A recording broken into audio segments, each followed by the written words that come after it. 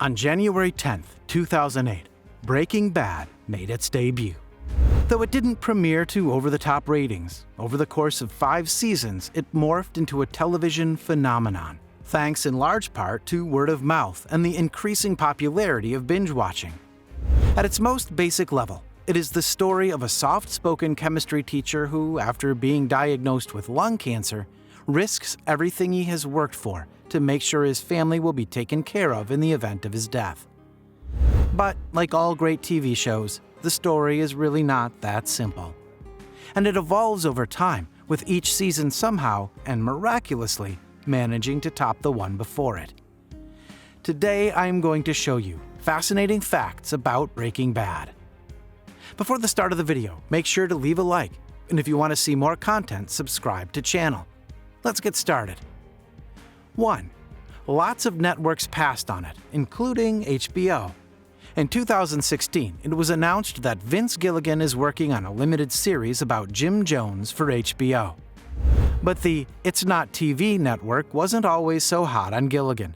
In a 2011 interview, Gilligan shared that he pitched Breaking Bad to HBO and that it was the worst meeting I've ever had. The trouble with Hollywood, movies, and TV is people will leave you dangling on the end of a meat hook for days or weeks or months on end, Gilligan said. That happened at HBO, like the worst meeting I ever had. The woman we were pitching to could not have been less interested, not even in my story, but about whether I actually lived or died. HBO wasn't the only network that ultimately said no to Walter White. Showtime, TNT, and FX all passed on Breaking Bad too for various reasons. 2. The network really wanted Matthew Broderick to star. It's impossible to imagine Breaking Bad with anyone other than Bryan Cranston in the lead role. But he wasn't well known when the series kicked off, and AMC wanted a star. They were particularly interested in casting either Matthew Broderick or John Cusack in the lead. We still had the image of Bryan shaving his body and Malcolm in the middle, a former AMC executive told Hollywood Reporter about their initial reluctance to cast Cranston. We were like, really? Isn't there anybody else?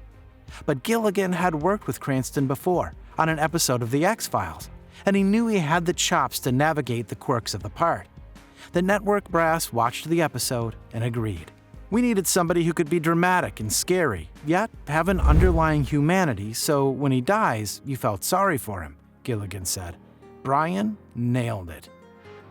3. Jesse Pinkman wasn't supposed to live past season 1. While Breaking Bad ultimately ended up being largely about the tumultuous partnership between Walter White and Jesse Pinkman, Jesse wasn't originally intended to be a major character. While it's often stated that he was supposed to be killed off in episode 9, and that it was the 2007-2008 Writers Guild of America strike that saved him, Gilligan set the record straight in 2013, saying it became clear much earlier than that Jesse's character and his relationship to Walter was integral to moving the show forward. The writer's strike, in a sense, didn't save him because I knew by episode 2, we all did, all of us, our wonderful directors and our wonderful producers, Gilligan said.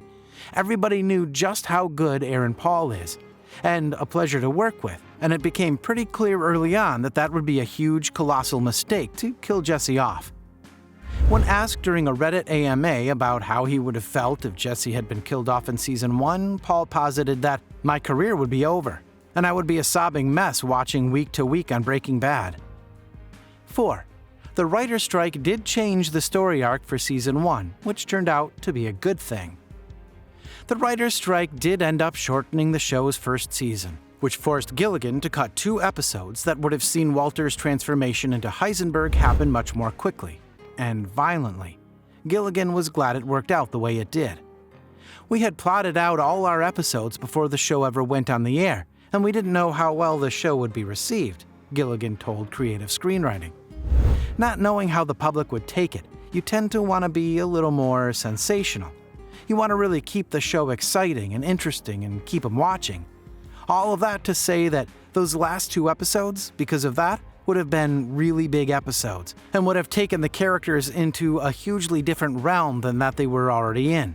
And it would have been a hard thing to come back from coming into season 2. "We're not just doing these 2 episodes coming into season 2, he added. "We threw those out completely, and we're starting somewhere else. We're building more slowly than we otherwise would have built." I think that's really good, because I know we've all had our favorite shows that were really interesting up to a certain point, but maybe they just go too far and then there's no going back from it. To me, the trick is to do as little as possible with the characters and yet keep them as interesting as possible. It's a real balancing act. 5. The DEA helped out and even taught Bryan Cranston and Aaron Paul how to cook meth. Because of the subject matter, the show's creators thought it was only right to inform the Drug Enforcement Administration, DEA, what they were making, and welcome their help.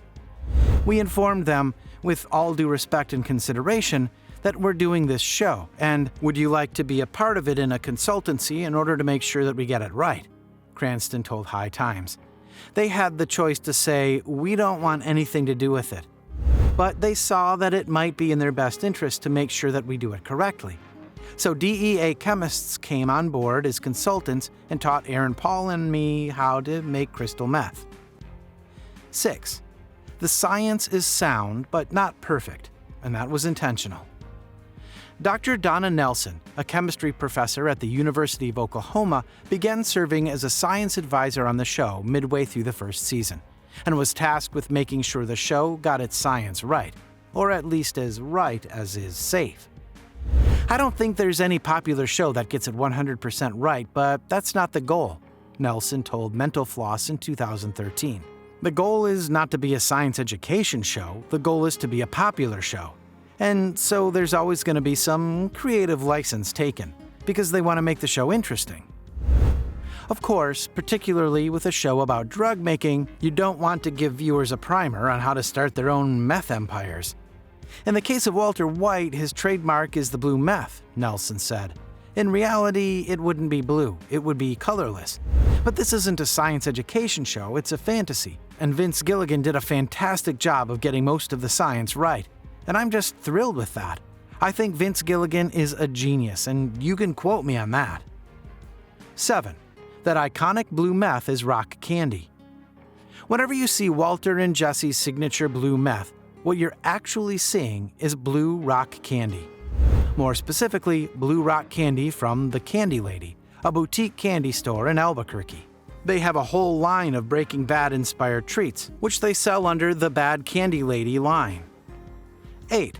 Gus Fring's role was supposed to be much smaller. Initially, Giancarlo Esposito wasn't interested in taking on the role of Gus Fring, which was a much smaller part in the beginning. "I had not seen Breaking Bad, but my manager at the time told me it was his favorite show," Esposito told Time. "My wife said I should try it, but it was a guest spot, and I've done a lot of guest spots.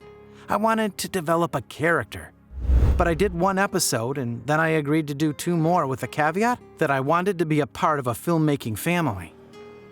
Thanks for watching, guys. If you enjoyed this video, smash that like button, subscribe to channel, and turn on post notifications to see more of our future videos. With that said, keep enjoying our videos, and I'll see you in the next video.